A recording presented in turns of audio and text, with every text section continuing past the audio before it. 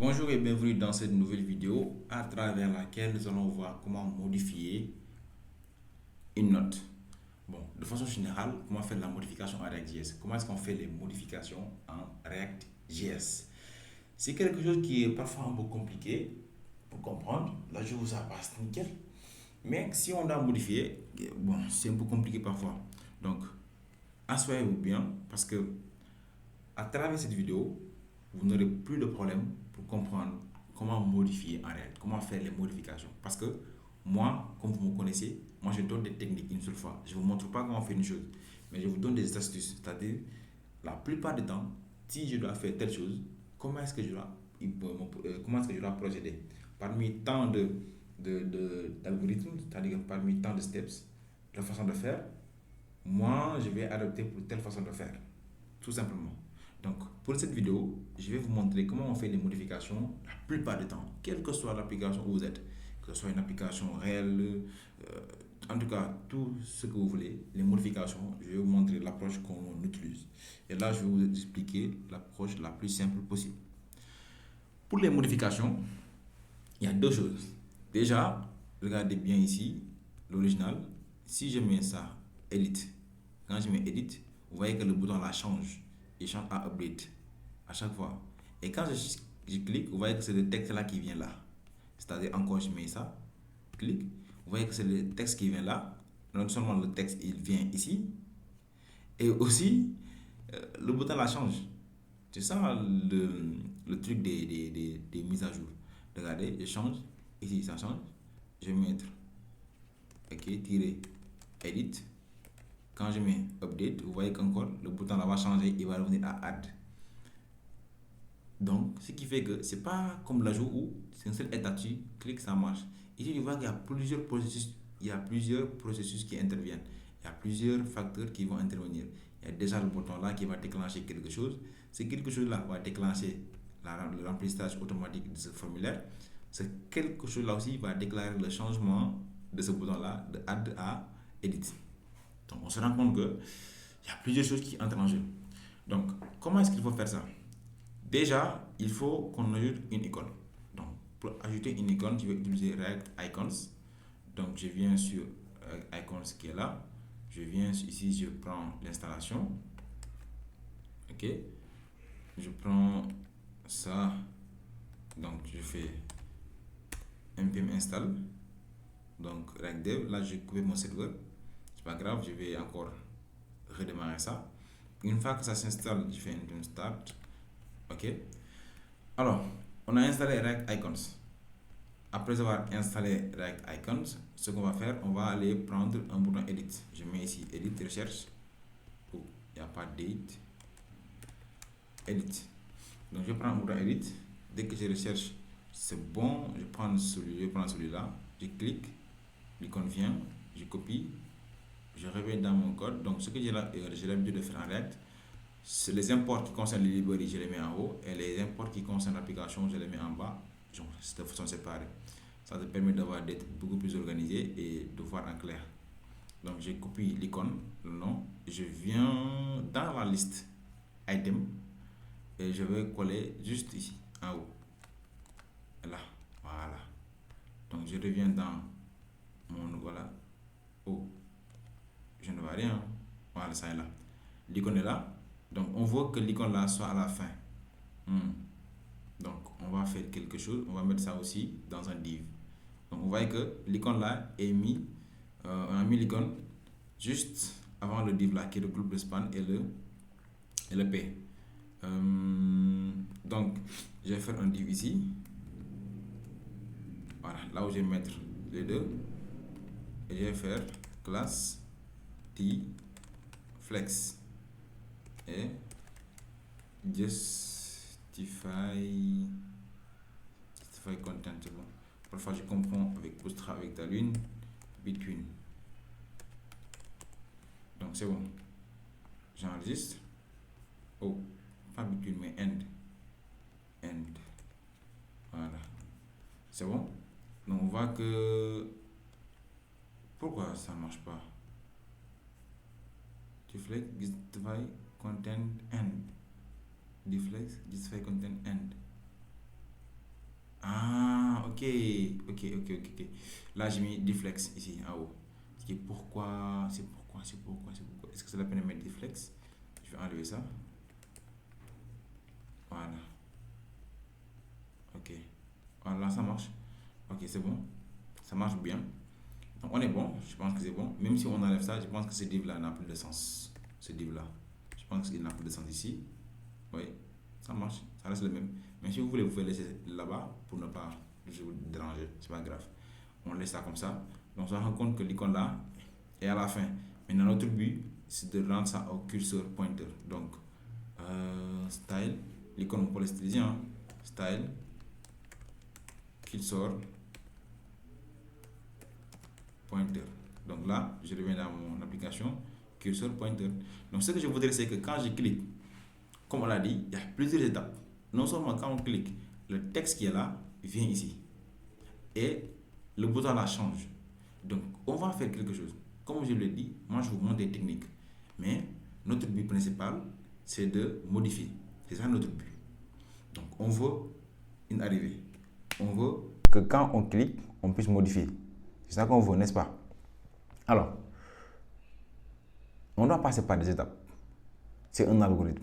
Un algorithme, c'est un ensemble d'étapes obligatoires, un ensemble de steps obligatoires logiques parmi lesquels on passe pour effectuer une action, pour exécuter une tâche.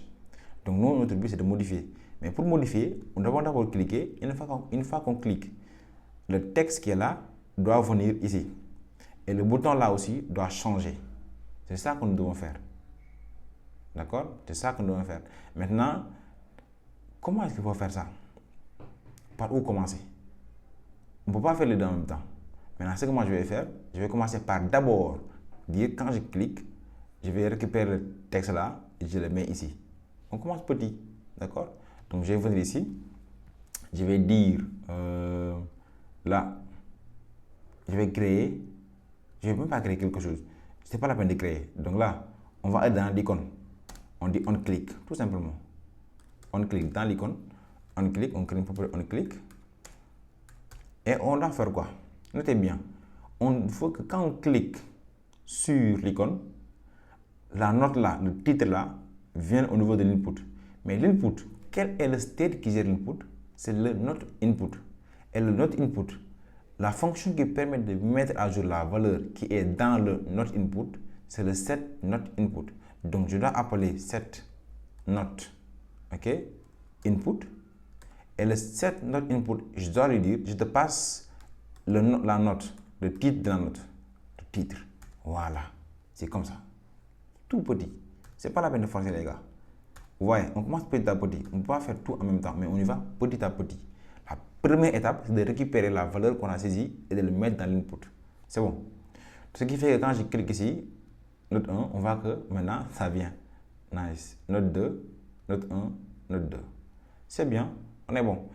La deuxième étape, c'est quoi? C'est de permettre à ce bouton-là de changer, de add à update. Donc là, il y a deux façons. Soit on fait le truc dans le même bouton, soit on le fait dans deux boutons séparés. Mais moi, je préfère qu'on le fasse dans deux boutons séparés puisque un composant ne doit faire qu'une seule chose. D'accord? Donc, je vais faire quoi? Je vais créer un autre bouton. Je reviens dans le input, notre forme note. Je copie, je colle et je mets ici update. Donc, pour un peu différencier, je vais mettre ici warning. btn warning, j'enregistre, je reviens ici. Vous voyez que, oh, warning, comment on écrit ça? Ok, il y a n avant. Voilà. Donc, btn warning, vous voyez qu'il y a add, il y a update.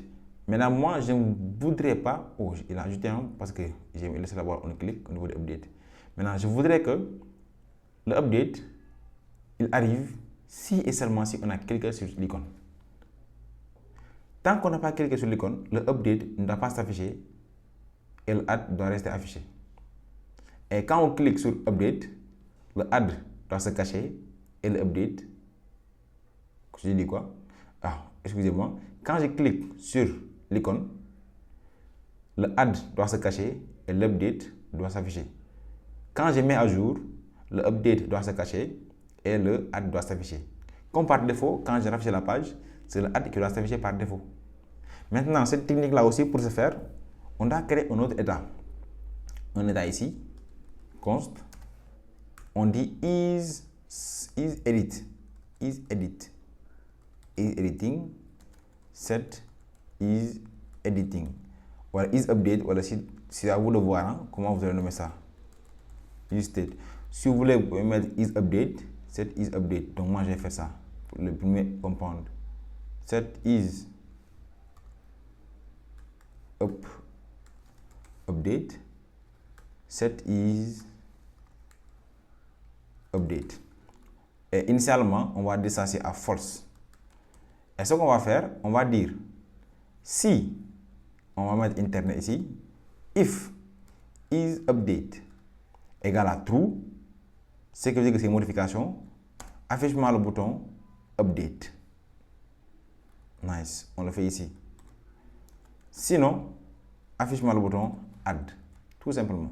Maintenant, on clique là, on va enlever le on click, sinon on risque de confondre. Pour l'instant, on enlève le on click de update. Mais regardez ici, je vais afficher la page, vous verrez que ça ne s'affiche pas.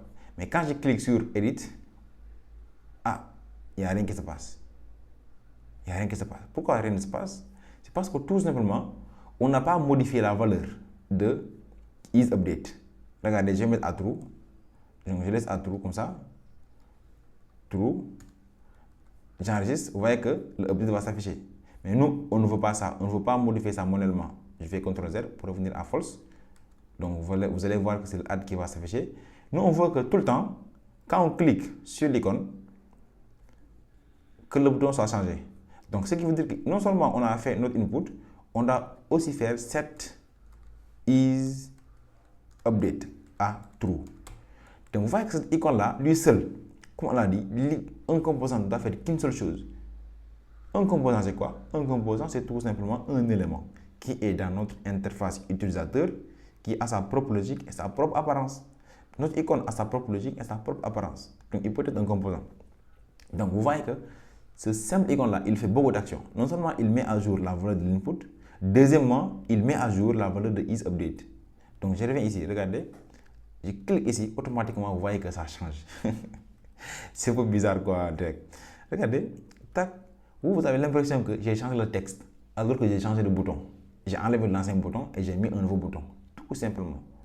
Je change le thème, le bouton va rester là-bas. Donc, à chaque fois que je clique sur le bouton Update, lui, vous voyez ici, note 1, note 2, il a changé.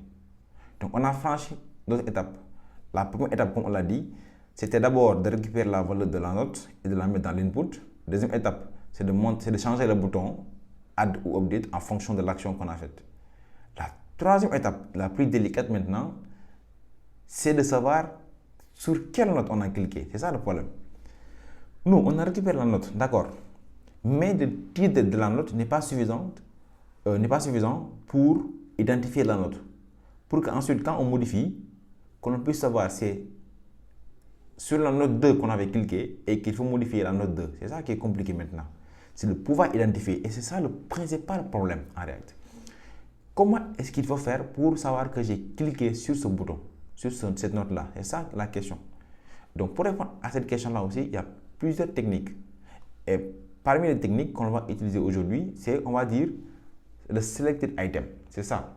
Quelle que soit l'application que vous faites en React, il y aura toujours le selected item. On aura toujours besoin de savoir sur quel élément on a sélectionné. Que ce soit pour une mise à jour, pour aller vers les détails d'un élément, tout ce que vous voulez, on aura toujours besoin de savoir sur quel élément on a cliqué. Donc, pour savoir sur quel élément on a cliqué, on doit créer un state. Ça aussi, c'est la technique qu'on utilise. Selected item. Maintenant, ici, puisque nous, on sait c'est quoi l'item, on sait que l'item, c'est la note. Donc, on met selected note. Et on met cette selected note égale à use state. On va dire c'est une valeur nulle par défaut. Par défaut, il n'y a rien. Maintenant, on va le dire. Cette selected note, quand on clique sur l'icône, non, l'icône là, il fait beaucoup de choses lui seul. Regardez, cette selected note, on le met encore dedans. On dit à chaque fois qu'on clique sur l'icône, puisque l'icône est dans la note, donc renvoie-nous dans la note, donne-nous la note, donne-nous ça. On veut savoir quelle est le selected note. Et regardez ce qui va se passer. Puisque le onClick est là, le set selected est là, on est bon. Ce qui veut dire que maintenant, on sait sur quelle note on a cliqué. Et maintenant, je vais créer maintenant une fonction update Maintenant, on sait sur quelle note on a cliqué. Maintenant qu'on sait qu'il s'agit d'une mise à jour ou bien il ne s'agit pas d'une mise à jour, maintenant qu'on a récupéré le titre de l'input, on doit maintenant passer à la fonction update. Donc, vous voyez qu'avant même de créer la fonction update, la première étape, c'est de mettre la valeur de l'input dans le formulaire, de vérifier est-ce qu'il s'agit d'une mise à jour et de récupérer le bouton la note sélectionnée. Donc, on a passé par plusieurs étapes avant de venir à la fonction update.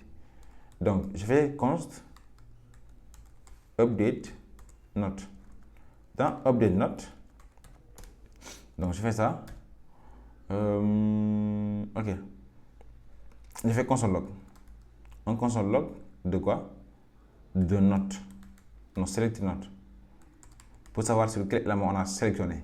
Maintenant, le update note, qui doit l'appeler? C'est tout simplement notre fonction, notre bouton update. Le bouton update là, on lui passe un clic. Il doit avoir son propre on clic. Je mets update note. Alors, regardez ce qui va se passer. Je réfléchis. Je clique ici, c'est update. Je dis note de edit.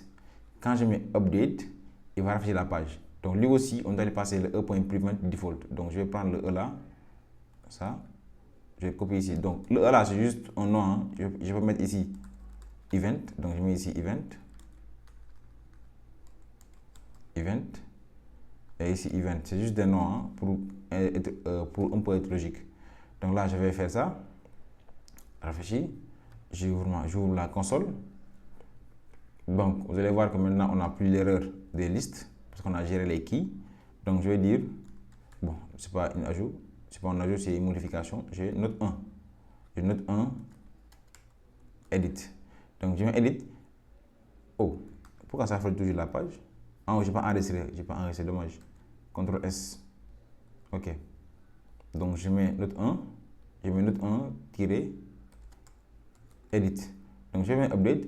Vous voyez que maintenant, il a fait un console log de note 1. Il n'a pas mis note 1-edit. Il a mis note 1.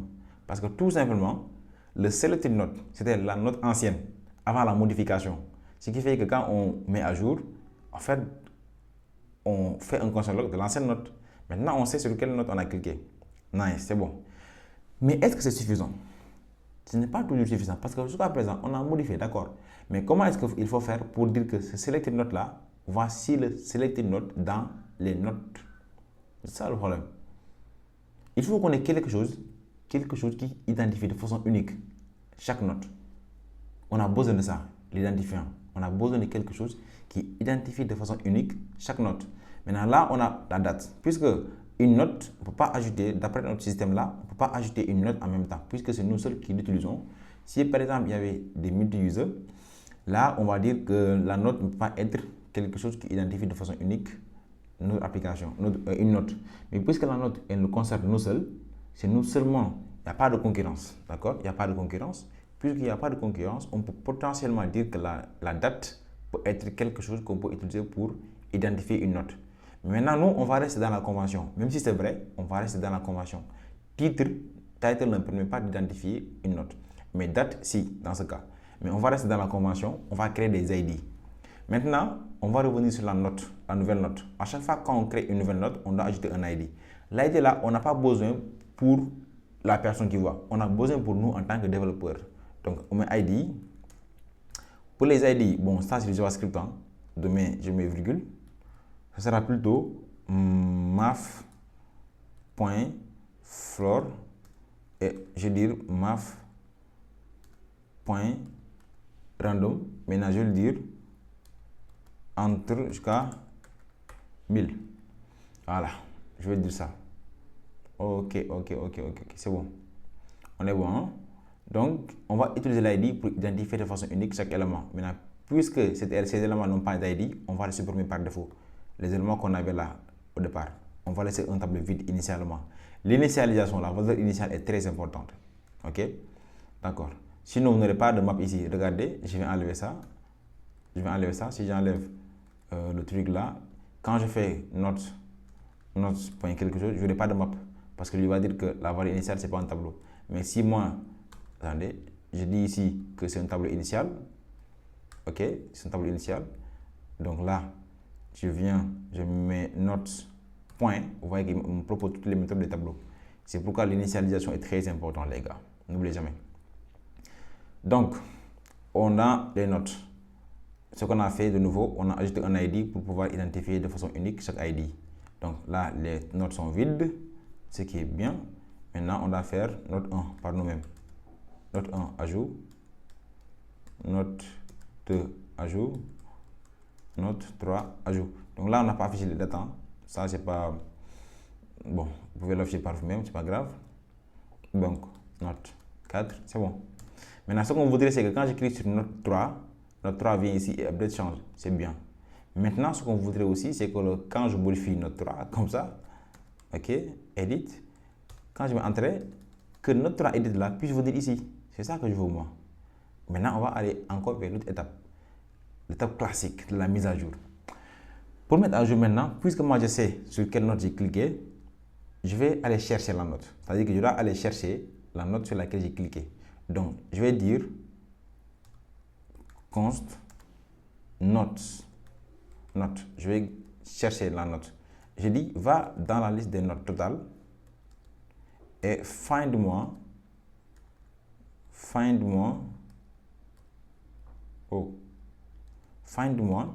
la note dont son ID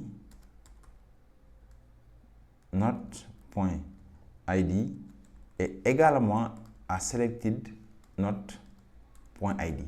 D'abord, récupère-moi cette note-là. Récupère-moi la note dont son ID est égal à ça. Une fois que tu récupères cette note-là, tu dois me trouver l'index de la note. Ça, il faut toujours retenir cette syntaxe-là, il faut toujours retenir ce processus.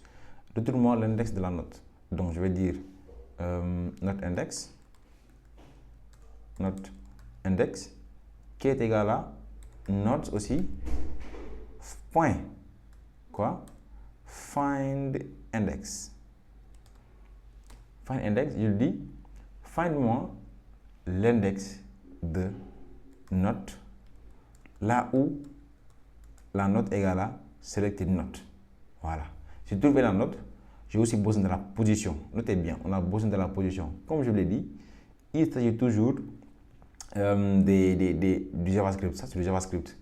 Parce qu'en JavaScript, si on veut modifier la valeur d'une position d'un tableau, si par exemple, let numbers, ok, on a un tableau 1, 2, ça. Pour modifier la valeur qui est à l'index 1, je fais numbers, quoi, numbers de 1, et je mets égal à 9. C'est pourquoi on a besoin de l'index, parce qu'on a là numbers de index. C'est ça qu'on va faire, d'accord? Donc c'est pourquoi on récupère l'index.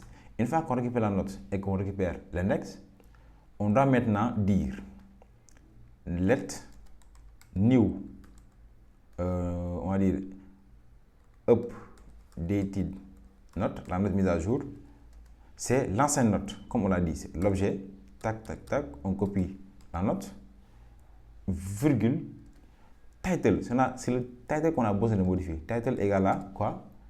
Not input, parce que n'oubliez pas, c'est la valeur de l'input actuel, c'est ça qu'on va prendre. Comme on l'a vu ici, à chaque fois qu'on clique ici, puisqu'on est en train de modifier quelque chose, là, je modifie, on est toujours dans le not input. Donc quand je clique sur update, je m'attends à ce qu'il prenne le not input là et le mettre dans ça. C'est ça que j'ai besoin de faire. C'est pourquoi encore on met ici le not input. Maintenant, une fois qu'on crée maintenant notre objet mis à jour, on doit créer un nouveau tableau. Mais ce n'est pas terminé. Parce qu'on a mis à jour l'objet. On a mis à jour l'objet, d'accord? Même si tu as mis à jour l'objet, mais est-ce que l'objet là est dans la liste totale des objets? C'est pourquoi ici, au départ, on doit créer une copie du tableau. Donc, const notes copy égale à, comment on crée une copie du tableau? C'est la même chose, hein? En JavaScript, il y a plusieurs façons de créer des copies des tableaux.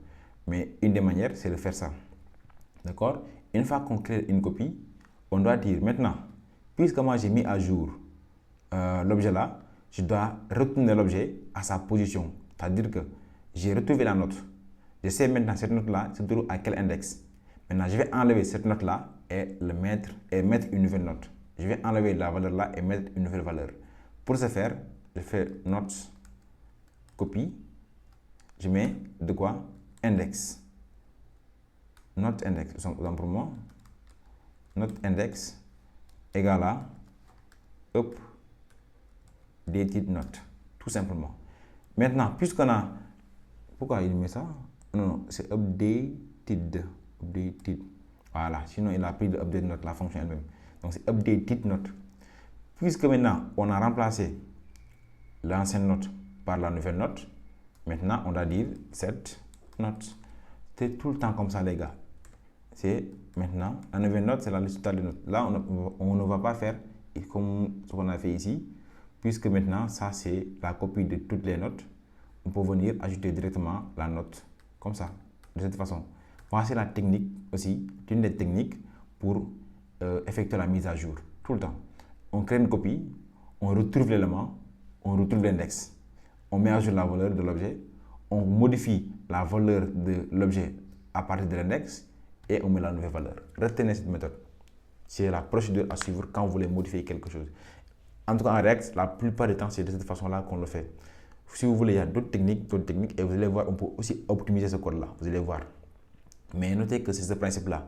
On crée la copie pour éviter de travailler sur l'objet elle-même parce que les objets sont immuables en React. Et aussi, il faut comprendre quelque chose.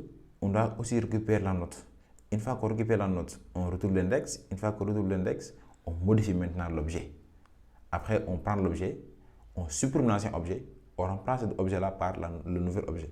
Donc, quand je le supprime, c'est parce qu'on a fait notre index et ça. Donc, on a pris l'ancienne valeur et on a mis une nouvelle valeur dedans. Et vous allez voir, les gars, vous allez voir la magie. Donc, je rafraîchis ma page.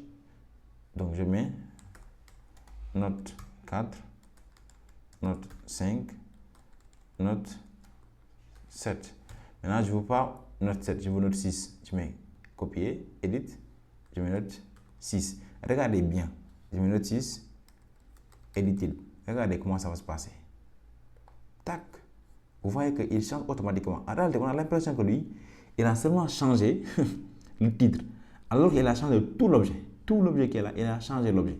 Il a pris cet objet-là, il a enlevé la note 6 qui était là, il a enlevé la note 6 et il a remplacé note 6 par tout ça. J'espère que vous comprenez. Donc je mets note 5 edited. Quand je fais ça, quand j'ajoute, vous avez l'impression qu'il a changé le titre. Mais il n'a pas changé le titre, il a changé tout l'objet. Tout l'objet, il a changé ça. C'est juste qu'il a gardé la position parce qu'on sait que ça là, c'était à l'index 1. Donc si c'était à l'index 1, donc je vais enlever ça et je vais remplacer par une autre valeur qui est à la même index. Ce qui fait que, au même index, ce qui fait que ça ne change pas. Vous avez l'impression que ça ne change pas alors que ça a changé. Il y a beaucoup de choses qui ont changé.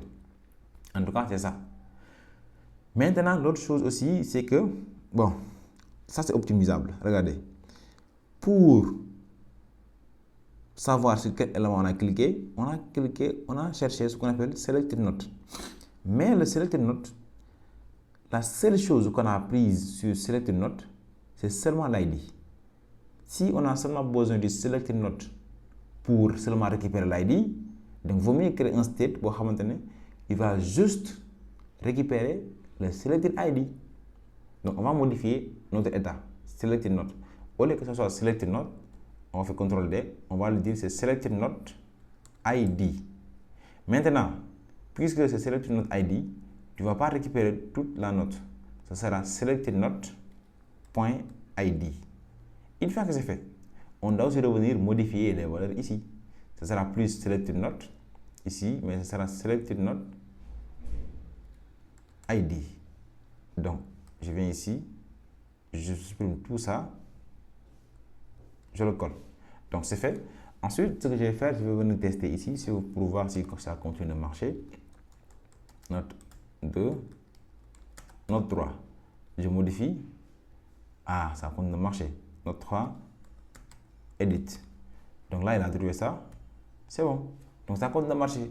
Donc, vous voyez qu'on a optimisé notre code parce que la valeur qui était là, Selected Note, on en avait besoin, mais c'était juste pour l'ID. Donc, puisque c'était tout simplement pour l'ID, donc il vaut mieux qu'on crée un state à la place. L'autre chose intéressante, c'est quoi? Qu'est-ce qu'on doit modifier ici encore? Qu'est-ce qu'on peut modifier? Qu'est-ce qu'on peut modifier? Qu'est-ce qu'on peut modifier? Qu'est-ce qu'on peut améliorer? La chose qu'on peut améliorer, c'est que c'est le isUpdate. Le isUpdate, son but, c'est tout simplement pour détecter s'il s'agit d'une mise à jour ou pas. Mais on sait que pour mettre à jour, il suffit juste que selectedNote existe. Pourtant, on pouvait utiliser ça, hein, regardez, on peut dire selectedNote, son but principal, c'est de récupérer la valeur. Mais avant de récupérer la valeur, on va d'abord faire quoi? Regardez ici, quand on modifie, la valeur reste toujours. Donc, comme on l'a dit, on va encore supprimer ça. Pour supprimer ça, on prend le setNoteInput, on le met à la fin et le problème est réglé. Donc, edited, donc note 1, 2, note 5. Donc, je fais note 5, note 2, edit, ajout. Donc, ça supprime tout, hein, c'est bon. Maintenant, ce que je voulais dire, c'est que ça reste. Si ça reste quoi? Qu'est-ce qui reste? Regardez, j'ai supprimé, mais le update reste toujours, le bouton update. Donc, ce qui fait que encore, même ici, je t'ai encore appelé le setIsUpdating. setIsUpdate. False. Je dois encore dire quoi? setSelected. Notre ID égale à nul. Vous voyez que je prends, en fait, je mets à jour plusieurs valeurs. Je mets à jour plusieurs valeurs. Les deux valeurs là, en fait, elles se répètent. Les deux valeurs se répètent. Donc, regardez ici, je vais continuer. Je vais refaire la page pour voir si c'est réglé. Note 4, note 5. Donc, note 5, je veux dire, c'est note 5 edited, ajouté. Donc, vous voyez que maintenant, ça, c'est bon. Parce que c'est mis à jour. Mais on se rend compte qu'on met à jour beaucoup de valeurs. Alors que ça pouvait changer. Donc, ça, c'est la première méthode. La deuxième méthode, c'est qu'on va essayer d'optimiser. Bon, c'est même pas une deuxième méthode, mais on va essayer de voir comment est-ce qu'on peut optimiser ça. Donc, pour optimiser ça, on va dire, OK, puisque nous, on sait que pour mettre à jour, il faut au moins qu'il y ait un selected item. Mais le selected item, il est géré par le selectedNoteID. Donc, le selectedNoteID, il joue qu'un seul rôle. Le rôle principal, c'est de sélectionner l'ID de la note actuelle sur laquelle on a cliqué. Donc, puisque c'est ça, l'autre chose, c'est qu'on sait que quand on clique, c'est-à-dire que quand selectedID est défini, il s'agit automatiquement d'une mise à jour. Ça, c'est l'application qui le détermine. Ce n'est pas nous qui l'avons dit. Mais c'est la façon dont on a collé l'application et la façon dont on a utilisé le selectedID. Le selectedID est défini si et seulement si il s'agit d'une mise à jour. Donc, quand je dis qu'il est défini, c'est que sa valeur est différente de nul et indefinite. Et la valeur initiale de selectedID, c'est nul. Maintenant, on doit dire quelque chose. Au lieu d'utiliser setIsUpdate pour dire est-ce qu'il s'agit d'une mise à jour, parce que le setIsUpdate, il est utilisé que ça. Au lieu d'utiliser le setIsUpdate, on va utiliser le selectedID. Et ici, on va supprimer ça. Le setIsUpdate, on supprime ça. On revient ici, encore on supprime ceci. Et là aussi, on supprime. On supprime le isUpdate.